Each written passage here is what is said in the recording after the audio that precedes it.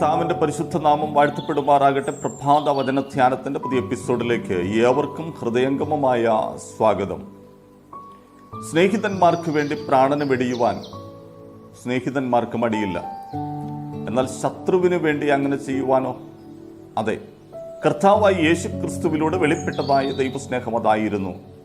നാം ഇന്ന് ചിന്തിക്കുന്നത് ഇതുമായി ബന്ധപ്പെട്ടതായ ഒരു വേദഭാഗമാണ്.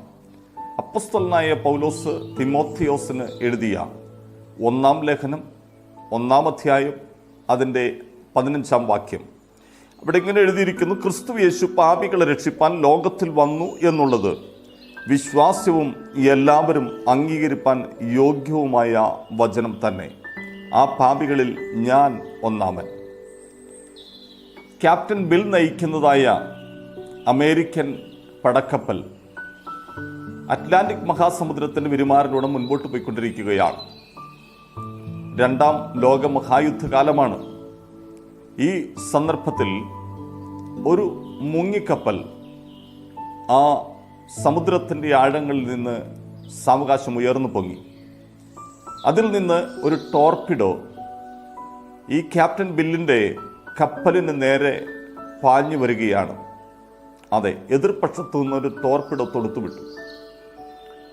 ക്യാപ്റ്റൻ ബില്ലിന് മനസ്സിലായി അപകടമാണ്, ഒന്നും ചെയ്യുവാൻ കഴിയുകയില്ല. അദ്ദേഹം അപായ സൂചന കപ്പലിലുള്ള മുഴുവൻ പേർക്കും നൽകി. എന്നാൽ വളരെ പെട്ടെന്ന് തന്നെ ഒരു സംരക്ഷണ കപ്പൽ വളരെ വേഗത്തിൽ ആ കപ്പലിൻ്റെ മുന്നിലേക്ക് വന്നു. അത് ഈ പടക്കപ്പലിനെ സംരക്ഷിക്കുവാനായിട്ട് അതിനെ അനുഗമിച്ചു കൊണ്ടിരുന്ന ഒരു കപ്പലാണ്. ടോർപിഡോ വന്ന് ആ കപ്പലിലിടിച്ചു. ആ കപ്പൽ പൊട്ടിച്ചിതറി. അതിൻ്റെ ആ അടിഭാഗം അതിനകത്തുള്ളതായ ക്യാപ്റ്റനെയും അതിലുള്ളതായ ആളുകളെയും കൊണ്ട് അറ്റ്ലാന്റിക് മഹാസമുദ്രത്തിൻ്റെ ആഴങ്ങളിലേക്ക് മുങ്ങിത്താഴുവാൻ തുടങ്ങി. ഇവിടെ ക്യാപ്റ്റൻ ബില്ലിൻ്റെ സ്നേഹിതനായിരുന്ന, ഉറ്റ സ്നേഹിതനായിരുന്ന ഒരു വ്യക്തിയായിരുന്നു അത് ഈ സംരക്ഷണ കപ്പൽ നിയന്ത്രിച്ചു കൊണ്ടിരുന്നത്. തനിക്ക് മനസ്സിലായി തൻ്റെ സ്നേഹിതനും മറ്റുള്ളതായ ആളുകളുമെല്ലാം തീർന്നു പോവുകയാണ്. അതുകൊണ്ട് തന്നെ തനിക്ക് എന്തു ചെയ്യുവാൻ കഴിയും? വളരെ പെട്ടെന്ന് അദ്ദേഹം ഉണർന്ന് പ്രവർത്തിച്ചു.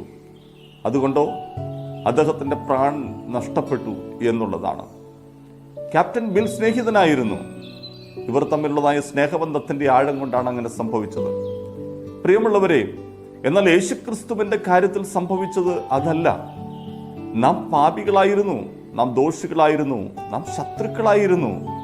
എന്നിട്ടും കർത്താവായ യേശുക്രിസ്തുവിൻ്റെ ആഴമാർന്ന സ്നേഹം ക്രൂശിലൂടെ നമുക്ക് വേണ്ടി വെളിപ്പെട്ടു എന്നുള്ളതാണ്.